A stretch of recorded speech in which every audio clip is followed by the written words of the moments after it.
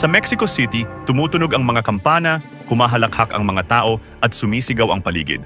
Sa gitna ng magulong lansangan, may busina, preno at iyakan. Nakasakay sa isang taxi ang dating CIA officer. Tahimik siyang nakatanaw sa bintana, parang sanay na sa karahasang tila naging karaniwan na sa lungsod. Binisita niya ang kanyang matalik na kaibigan na ngayoy nagpapatakbo ng isang security firm. Masaya silang nag-usap, puno ng tawanan at alaala.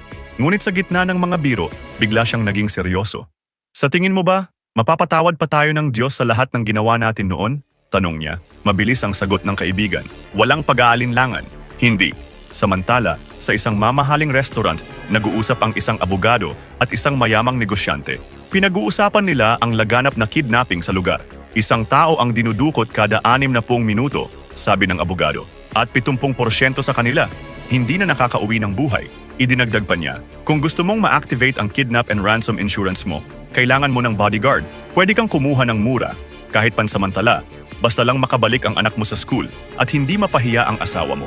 Sa kabilang panig, habang magkasamang naglalakbay ang dalawang magkaibigan, inalok ng isa ang dating CIA agent ng trabaho bilang bodyguard. Natawa siya. Loko ka ba? Tingnan mo nga ang itsura ko. Kahit bangkay hindi ko na kayang bantayan.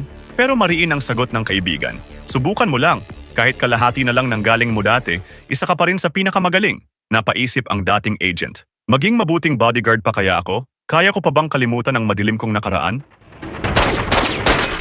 Balikan natin ang kwento ng action thriller movie na Man on Fire. John Creasy ay isang ex-CIA operative. Pagod na siya sa mundo, sugatan ang kaluluwa at halos wala ng dahilan para mabuhay. Sa tulong ng kanyang kaibigan na si Paul Rayburn, sinubukan niyang mag-apply bilang bodyguard ng isang mayamang pamilya. Gusto ng asawa ko ng bodyguard na maayos manamit at magalang. Ikaw na ang panglimang aplikanteng makikita niya ngayong linggo, sabi ng negosyanteng si Samuel Ramos. Habang nakatingin sa resume ni Creasy, idinugtong pa niya, "Impressive ka, 16 na taon sa military, maraming counter-terrorism experience. Nagulat nga ako na pumayag kang magtrabaho ng ganito. Ano bang problema?" Diretsong sagot ni Creasy, "Umiinom ako, hindi na kasing bilis ang mga reaksyon ko gaya ng dati." Matapos ang maikling katahimikan, malamig na sagot ni Samuel, "Walang dapat makaalam tungkol sa pag-inom mo, lalo na ang asawa ko." Pagdating sa mansion, sinalubong siya ng asawa ni Samuel na si Lisa. Tuwang-tuwa si Lisa dahil bihira siyang makakita ng Amerikano sa kanilang lugar, kaya agad niyang tinanggap si Creasy. Tinawag niya ang kanilang anak na si Pita para ipakilala. Masiglang hinatid ni Pita si Creasy sa kanyang bagong kwarto. "Marami ka na bang naprotektahang bata, Mr. Creasy?" tanong ni Pita. "Creasy na lang ang tawag mo sa akin. Ikaw pa lang ang una kong trabaho," seryosong sagot ng lalaki. Kinagabihan, bago matulog si Pita, tinanong siya ng kanyang ina, "Kumusta ang bagong bodyguard mo?" "Okay naman." Para siyang malaki at malungkot na teddy bear, sabay hawak ni Pita sa kanyang laruan. "Malungkot ba talaga siya? Baka may iniisip lang," sagot ni Lisa. Ngumiti lang si Pita at bago ipinikit ang kanyang mga mata, pinangalanan niya ang laruan. "Good night, Creasy Bear." Kinaumagahan, habang hinihintay si Pita, nakaupo si Creasy sa harap ng mesa, masusing pinag-aaralan ng mapa. Tinitignan niya ang rutang tatahakin nila mula sa bahay hanggang eskwelahan. Nang sumakay na sila sa kotse, walang tigil si Pita sa pagtatanong, "Creasy, taga saan ka ba?" Napansin ng bata na pilit lang sumasagot si Creasy. "Pwede ka namang magsalita habang nagmamaneho," hirit pa ni Pita. "Hindi, kaya pakiusap, hayaan mo na lang akong gawin ang trabaho ko," malamig na sagot ng lalaki. Hindi nagpatalo si Pita. "Alam mo bang 24 na tao ang kinidnap dito sa Mexico City sa loob lang ng 6 na araw? 4 ang kinikidnap kada araw. Anong masasabi mo, Creasy?" Bahagyang nairita si Creasy. "Sa tingin ko, masyado kang maraming nalalaman." "Salamat," inosenteng tugon ni Pita, sabay ngiti. Pagdating sa eskwelahan, masiglang tumakbo si Pita papasok at sinalubong siya ng headmistress, si Sister Ana. Pinakilala nito si Creasy dahil huli na, agad na pinapasok ang bata sa klase. "Pasensya na, hindi pa ako sanay sa ruta, hindi na mauulit," mahinang sabi ni Creasy. "Huwag mong masamain," sagot ni Sister Ana, "pero nakakalungkot na kailangan nila ang trabaho mo." Napatingin si Creasy sa madre. Tahimik siya. "Ramdam mo ba ang kamay ng Diyos sa ginagawa mo?" tanong ng madre. Natigilan si Creasy. "Hindi po. Matagal na pong hindi," nagpaalala si Sister Ana. "Sabi sa Biblia, huwag kang magpadaig ng kasamaan." Agad siyang sinabayan ni Creasy. "Kundi daigin mo ang kasamaan sa pamamagitan ng kabutihan." Romans chapter 12 verse 21. Napangiti at napahanga ang madre. "Ako yung tupang naligaw, sister," mahina ngunit seryosong wika ni Creasy. Habang pauwi mula sa eskwelahan, sunod-sunod na naman ang tanong ni Pita. "Tama na ang pagtatanong, okay?" Mariing sagot ni Creasy. "Makinig ka, binabayaran ako para protektahan ka, hindi para maging kaibigan mo. Kaya, tigil na." Natigilan si Pita. Kita sa mukha niya ang lungkot. Nang huminto ang sasakyan, bumaba siya mula sa harap at lumipat sa likod na upuan at hindi na muling nagsalita. Kinagabihan, nakaupo si Chrissy sa kwarto, hawak ang bote ng alak. May kumatok. Pumasok si Lisa. Napansin niya ang Biblia sa mesa. Nagbabasa ka pala ng Biblia? Nakakatulong ba? Tanong ni Lisa. Paminsan-minsan, tipid na sagot ni Chrissy. Naging seryoso ang mukha ni Lisa. Kumusta kayo ni Pita? Ayos lang, kailangan niya lang matutunan na hindi ako isa sa mga bago niyang laruan. Malamig na sagot ni Chrissy. Wala ka pang anak, di ba? Sagot ni Lisa. Minsan kasi, mapilit talaga ang mga bata. Pero si Pita, gusto lang naman niyang maging kaibigan ka. Diretso ang sagot ni Chrissy. Pero binabayaran niyo ako para protektahan siya, hindi para maging kaibigan. Siguro dapat humanap kayo ng mas madaling pakisamahan. Tahimik na yumango si Lisa. Siguro nga, pero kampante ako na kaya mong gawin ang trabaho mo. Mahinahong sagot niya bago umalis. Habang lumalalim ang gabi, patuloy na nilulunod ni Chrissy ang sarili sa alak. Hindi siya pinapatulog ng mga alaala ng karahasang nagawa noon. Dinudurog siya ng konsensya, kinakain ng depresyon, at nawala na siya ng tiwala sa sarili, pati ang dahilan para mabuhay. Unti-unti niyang kinuha ang baril. Biglang itinapat sa kanyang sentido at kinalabit ang gatilyo. Hindi pumutok ang baril. Napasinghap si Chrissy, halos mawala ng hininga sa gulat. Lumabas siya ng bahay, basang-basa ng ulan, tinawagan ng kaibigang si Rayburn. Ray, naranasan mo na bang gumamit ng bala ng 9mm na hindi pumutok? Napakunot noo si Rayburn. Alam niya ang ibig sabihin. Baka may depekto ang primer, sagot niya. May marka na ng pin sa likod ng bala, pero hindi pa rin pumutok, paliwanag ni Chrissy. Saglit na katahimikan. Alam mo yung kasabihan, ang bala, laging nagsasabi ng totoo, wika ni Rayburn. Pasensya na, ginising kita, tugon ni Chrissy bago ibaba ang telepono. Kasabay ng malakas na kulog at kidlat, napatingin siya sa bintana.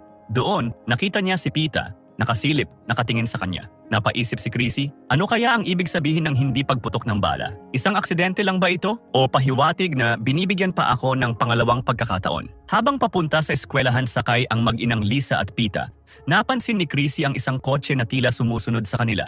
Pamilyar na ito sa kanya dahil nakita na niya ito noong nakaraang araw, nakabuntot din. Humiram siya ng lapis kay Pita at sinubukang isulat ang plate number ng kotse pero muntikan na silang mabangga. Sa mga sumunod na araw, sinamahan niya si Pita sa training sa swimming. Napansin niyang magaling lumangoy ang bata pero lagi pa ring natatalo. Magaling kang swimmer, papuri ni Chrissy. Pero hindi naman ako nananalo, nakangiting sagot ni Pita. Pinakamabilis ka sa tubig pero pinakamabagal tumalon mula sa starting block, sagot ni Chrissy. May competition kami. Balak kong sumali sa 150-meter freestyle pero masyado akong mabagal, malungkot na sabi ng bata. Kaya mo yan, hindi ka mabagal, pagtitiyak ni Chrissy. Habang nasa business trip ang mag-asawang Ramos, nagsilbing coach ni Pita si Chrissy. Tinuruan niya ang bata na huwag matakot sa putok ng baril, na siyang dahilan ng kanyang pagkaatrasado sa pagsisimula. Wala kang dapat ikatakot sa tunog ng baril, paliwanag ni Chrissy. Tinulungan din niya si Pita sa homework nito. Unti-unting gumaan ang loob ni Chrissy, na para bang unti-unti rin siyang nabubuhay muli dahil kay Pita. Napansin ng bata ang pagbabago. Chrissy, nakangiti ka, puna ni Pita. Hindi pagtanggi ni Chrissy. Hindi ngayon pero kanina, nakangiti ka, pilit ng bata. Dumating ang araw ng kompetisyon. Handa na si Pita, hindi na siya natatakot sa putok ng baril. Sumabak siya sa tubig, mabilis, determinado, at sa wakas, nanalo. Tuwang-tuwa siyang tumakbo papunta kay Chrissy at nagpakarga. Nanalo ako, Chrissy. Nanalo ako. Ipinagdiwang nila ang tagumpay sa isang restaurant kasama si Rayburn at ang asawa nito. Doon, iniabot ni Pita kay Chrissy ang isang kwintas na nasa loob ng maliit na lalagyang hugis oso. Binili ko yan gamit ang sarili kong pera. Siya si St. Jude, ang patron ng mga nawawalan ng pag-asa. Salamat, Pita. Ang ganda, sagot ni Chrissy. Kinagabihan, pinili ni Chrissy na magbasa ng Biblia sa halip na uminom ng alak. Isang umaga, hinatid niya si Pita sa piano lesson nito. Walang tigil ang reklamo ng bata. Mas gusto ko pa rin maging swimmer kaysa tumugtog ng piano, reklamo ni Pita. Huwag kang iyakin, mas astig ka diyan. Natatawang sagot ni Chrissy. Naalala mo yung araw na humiram ka ng lapis sa akin? Tanong ni Pita. Oo, sagot ni Chrissy. Alam ko kung bakit. Gusto mong makuha ang plaka ng sasakyang yun. Isinulat ko sa notebook ko. Nakuha ko lahat maliban sa huling numero. Bago pumasok, inabot ni Pita ang isang dilaw na bulaklak kay Chrissy. Para sa iyo, Chrissy, isinabit ni Chrissy ang bulaklak sa botones ng kanyang polo shirt. Habang naghihintay, napansin ni Chrissy ang isang kotse na may sakay na dalawang lalaki. Pamilyar. Sa dulo ng kalsada, may police patrol car na nakaharang. Ramdam niya ang panganib. Lumabas si Pita. Agad niyang binunot ang baril. Pita, takbo! Sigaw niya sabay putok ng baril sa ere. Nagulat ang bata at tumakbo, pero tinamaan si Chrissy sa balikat. Nagkaroon ng palitan ng putok. Napatay niya ang 3 kalaban, ngunit malubha ang tama niya. Binalikan siya ni Pita, takot na takot at umiiyak. Ngunit dumating ang natitirang kidnappers at dinukot ang bata. Isinakay si Pita sa kotse at mabilis na tumakas. Nakaratay si Chrissy sa ospital, may posas ang kanyang mga kamay. Arestado siya dahil sa pagkakapatay ng 2 pulis at pinaghihinala ang may kinalaman pa sa kidnapping. Sa press conference ng Judicial Police, kitang-kita ang tuwa ng mga pulis habang pinipiktura ng walang malay na si Chrissy. Naroon si Mariana Garcia Guerrero, isang matapang na reporter. Ayon sa record, naka-off-duty ang 2 pulis na napatay. Kung ganoon, bakit sila naka-uniforme at sakay ng patrol car? Tanong niya sa hepe. Halatang iritado ang opisyal, pero bago pa siya makasagot, sumabat si Miguel Manzano, direktor ng AFE. Kilala silang tiwaling pulis at ngayon ipinagdiriwang dahil sila ay patay na. Napatahimik ang hepe, sabay tawanan ng mga mamamahayag. Tahimik na pumasok si Rayburn sa silid ni Chrissy. Naabutan siya ron ni Manzano na magiliw na nagpakilala. Palihim nilang inilabas si Chrissy mula sa ospital at inilipat sa isang veterinary hospital. Delikado ang mga ganitong ospital, paliwanag ni Manzano kay Rayburn, lalo na para sa pasyenteng nakapatay ng 2 tiwaling pulis sa bahay ng mga Ramos, puno ng mga pulis. Si Lisa, umiiyak, yakap-yakap ang teddy bear ni Pita. Si Samuel, halos hindi makapagsalita sa tensyon. Nandun din ang abogado nilang si Jordan Calfus, pilit pinapakalma ang pamilya. Dumating si Victor Fuentes ng Anti-Kidnapping Division. Pero mabilis siyang pinigilan ni Calfus. Ako ang abogado ng pamilya. Ako ang mamumuno sa negosasyon. Hindi namin kailangan ng tulong ng pulis, matigas niyang sabi. Pero ipinaliwanag ni Fuentes, may utos mula sa Attorney General. Kailangan naming sumali, lalo na dahil 2 pulis ang napatay. Walang nagawa si Calfus. Bago umalis si Fuentes, nagbigay siya ng babala kay Samuel. Tatawag ang kidnapper, hihilinging ihatid mo ang pera ng mag-isa. Pakiusap, huwag mong gawin yon. Sa wakas, dumating ang tawag mula sa mga kidnapper. Mahal mo ba ang anak mo, Senyor Ramos? Gusto mo ba siyang makitang muli? Tanong ng malamig na boses sa kabilang linya. 10 milyon. Hatiin sa 2 itim na canvas bag, tig 5 milyon bawat isa. Mahigpit ang instructions. Sinunod ni na Samuel ang lahat. Pero nang kunin ng mga kidnapper ang pera, sumulpot ang ibang armadong grupo. Nagkaroon ng madugong barilan. Hindi nakuha ang pera. Nagmamadaling bumalik si Samuel sa kotse, nadatnan niya si Fuentes na may kausap sa telepono. Anong ginagawa mo? Sabi nila walang cellphone. Galit na sigaw ni Samuel. Sinusubukan ko lang protektahan ang anak mo, okay? Sagot ni Fuentes. Pag-uwi, lahat ay naghintay ng tawag dahil sa isang palpak na transaksyon. Senyor Ramos, malamig na boses mula sa kabilang linya. Trinaydor mo ako. Pinatay mo ang pamangkin ko. Kinuha mo ang pera ko. Naway samahan ng Diyos ang iyong anak. Nanlumo si Samuel. Inagaw ni Lisa ang telepono. Umiiyak. Ako ang ina ni Pita. Humihingi ako ng tawad sa nangyari sa pamangkin mo. Pero pakiusap, huwag mong saktan ang anak ko. Tahimik ang kabilang linya. Pasensya na. Sana mas maaga tayong nag-usap, senyora, pero huli na ang lahat. Sabay baba ng telepono. Sumabog sa galit si Lisa. Pinalayas niya ang lahat ng tao sa bahay. Hindi masukat ang hinagpis at puot ng isang inang nagmamakaawa para sa kanyang anak. Nang magkamalay si Chrissy, agad niyang hinanap si Pita. Doon, malungkot na ikinuwento ni Rayburn ang nangyari. Patay na si Pita. Isang masalimuot na pangyayari, mahinang sabi ni Rayburn. Hindi nakapagsalita si Chrissy. Nanlamig siya sa narinig. Dahan-dahan niyang hinawakan ang kwintas na ibinigay ng bata. Ipinakita ni Manzano ang mga larawan ng mga suspect sa kidnapping. Tumingin si Chrissy, ngunit nagsinungaling siya. Hindi ko sila kilala, malamig na sagot niya. Suspect ba ako? Tanong ni Chrissy. Hindi, sagot ni Manzano. Sandaling katahimikan. Siguro, dagdag ni Chrissy, mas mabuti kung ipakita mo sa akin ang mga litrato ng ilang pulis na Meksikano. Baka may mapuntahan tayo. Napatingin si Manzano kay Rayburn. Lahat sila'y bahagi ng mga masasamang pulis, protektado ng isang grupong tinatawag na La Hermandad. Mahigpit ang paalala ng doktor. Kung hindi ka magpapahinga ng 30 araw, maaari kang mamatay. Pero buo na ang loob ni Chrissy. Tumakas siya mula sa proteksyon ni Manzano. Gusto ni Rayburn na ihatid siya sa border, palabas ng Mexico. Pero iba ang plano ni Chrissy. Inabot niya kay Rayburn ang isang listahan ng kanyang mga kailangan. Nagulat si Rayburn. Magsisimula ka ng isang giyera, Chris. Eksakto, malamig na tugon ni Chrissy. Dinala siya ni Rayburn sa isang gun dealer. Kumuha sila ng mabibigat na armas. Habang nakaupo si Chrissy malapit sa lugar kung saan dinukot si Pita, nilapitan siya ng reporter na si Mariana Garcia Guerrero. Matagal ko nang iniimbestigahan ang mga kidnapping dito, pati ang mga sindikatong sangkot. Tulungan mo akong ilantad ang katotohanan, wika ni Mariana. Tumingin si Chrissy, malamig pa rin ang mga mata. Estranghero ka rito, hindi ba? Kakailanganin mo ng kaibigang may alam sa lugar na ito. Dagdag ni Mariana sabay abot ng kanyang calling card. Bumalik si Chrissy sa bahay ng mga Ramos para kunin ang kanyang mga gamit. Pumasok siya sa kwarto ni Pita at doon niya nakita ang diary ng bata. Isinulat doon ni Pita kung gaano niya kamahal si Chrissy at naroon din ang plate number ng kotse na matagal nang sumusunod sa kanila. Habang nakatulala si Chrissy, biglang pumasok si Lisa. Kita ang matinding lungkot sa kanyang mukha. "Hiniram ko muna ang Biblia mo," mahina niyang sabi. "Anong gagawin mo ngayon?" tanong niya kay Chrissy. Mariin ang sagot ni Chrissy. "Papatayin ko sila. Lahat ng kasangkot, lahat ng kumita, kahit sino pa ang tumingin sa akin."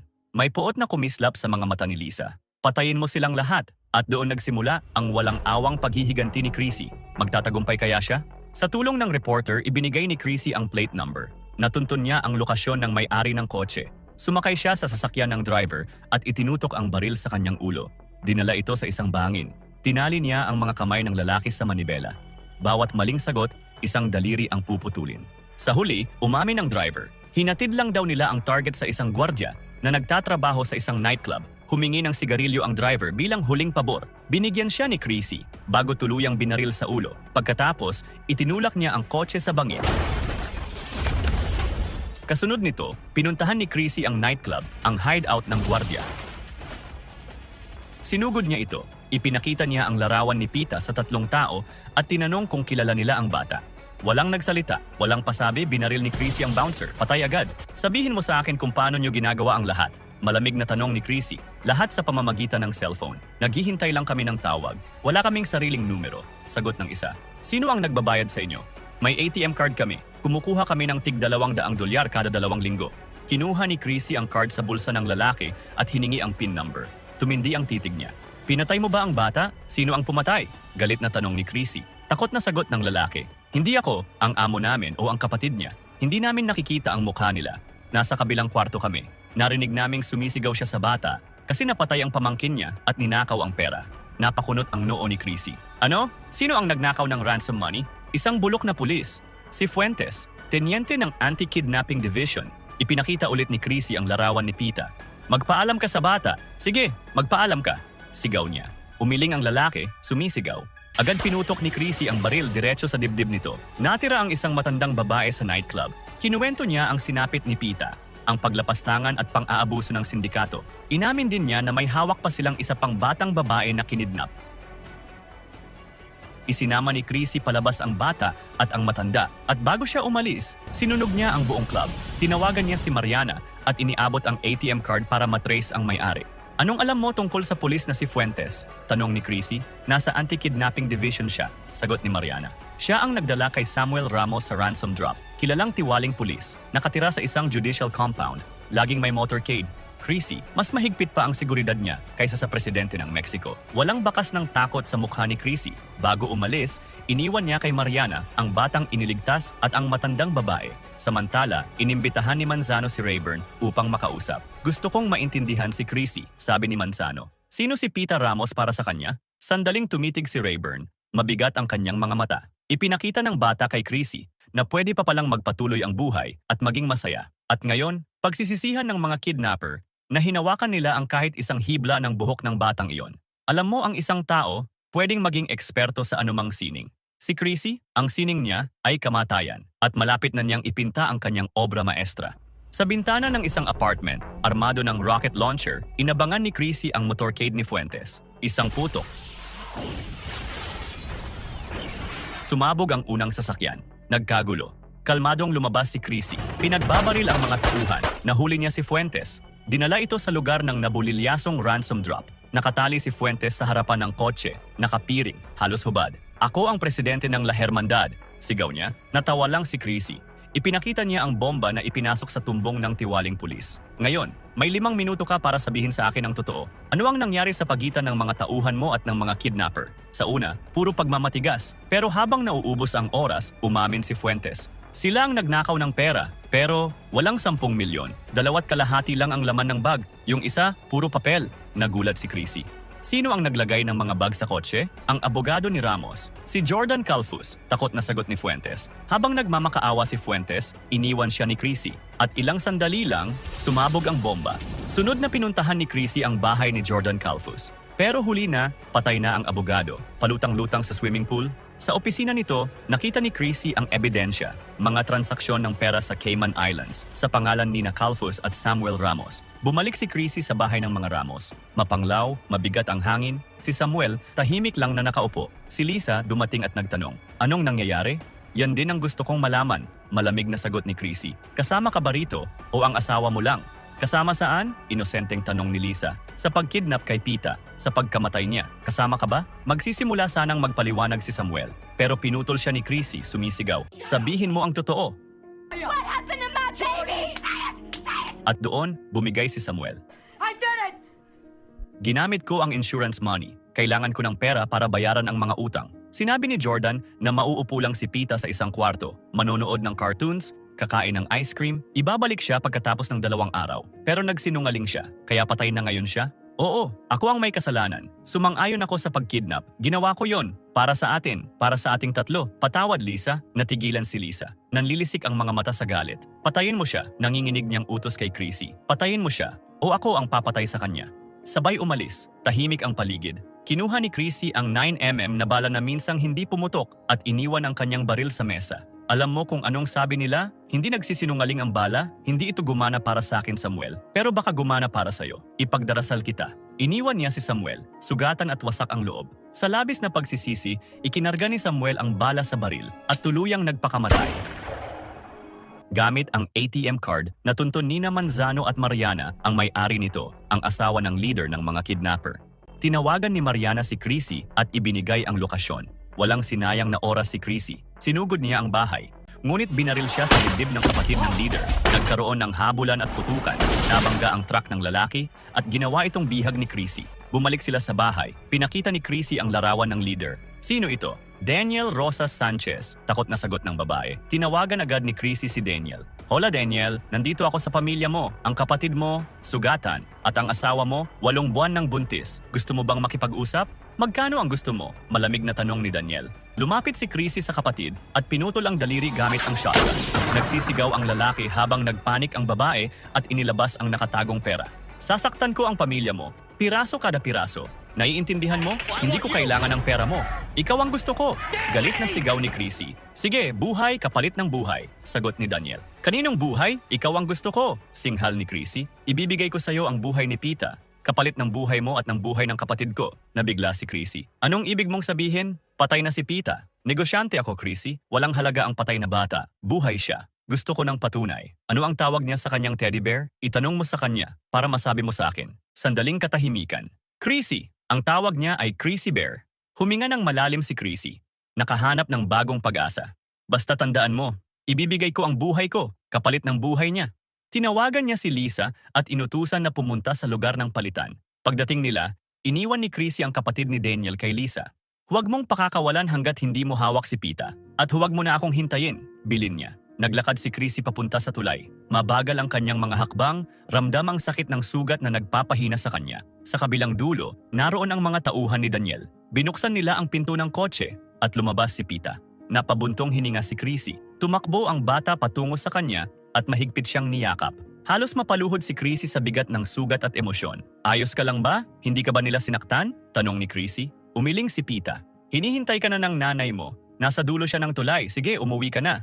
"Pero, saan ka pupunta?" humihikbing tanong ng bata. "Uuwi na rin ako," mahina. Ngunit totoo ang tinig ni Chrissy. Yumakap si Pita ng mahigpit. "May ibibigay ako sa'yo," sabi ni Chrissy. Inabot niya ang diary ng bata. "At nakuha ko na ang huling numero. Dagdag nito, mahal kita, Chrissy. At mahal mo rin ako, hindi ba?" "Oo, mahal kita." "Sige na, tumakbo ka na." At tumakbo ang bata patungo sa kanyang ina. Si Chrissy, mahinang pumasok sa sasakyan ng mga tauhan ni Daniel. Habang umaandar, hawak niya ang kwintas na bigay ni Pita. Pumikit siya at dahan-dahang dumulas ang kwintas mula sa kanyang kamay na wala ng buhay. Kasunod nito, nagkaroon ng malawakang operasyon ang grupo ni Manzano laban sa sindikato ni Daniel. Sa tulong ng mga impormasyong ibinigay ni Chrissy, natuntun nila si Daniel Rosas Sanchez at pinaslang sa gitna ng pag-aresto. Sa opisyal na ulat, iisa lang ang nakasulat. Nanlaban ito, namatay si Daniel Rosas Sanchez sa gitna ng operasyon